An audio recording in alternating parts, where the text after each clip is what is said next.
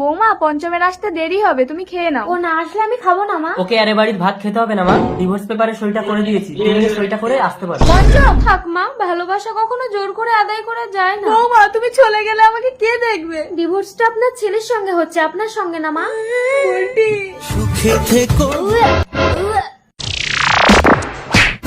কি মহিলাটা তো অসুস্থ হয়ে পড়েছে, চিকিৎসা করাতে হবে।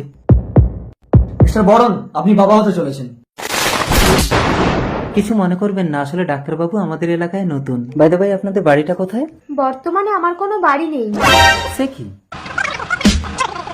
আমাকে একটা কাজ খুঁজে দেবেন? না না, এই অবস্থায় আপনাকে কাজ করতে হবে না, এই বাড়িতে আমি একা থাকি, আপনি এখানে থাকুন, আমি আপনাকে খেটে খাওয়াবো। আপনি একা থাকেন, লোকে তো আমাকে বদনাম দেবে। এসো আমরা নতুন সম্পর্ক গড়ি 10 বছর পর। মা আমি খেলতে যাচ্ছি। না একদম যাবি না, আমি কাজে যাচ্ছি। মানুষটা বাড়িতে একা আছে শোনাই। সেদিন গাড়ির চাকাটা আমার পায়ের উপর থেকে না গিয়ে আমাকে পিষিয়ে দিলে ভালো হতো। ও কথা একদম বলবে না, আমি তোমাকে খেটে খাওয়াবো। মেয়েরা শুধু একটু ভালোবাসা চায়, যার অভাব তুমি কোনোদিন দাওনি। আসি। তাড়াতাড়ি ফিরে আসবে বলটি।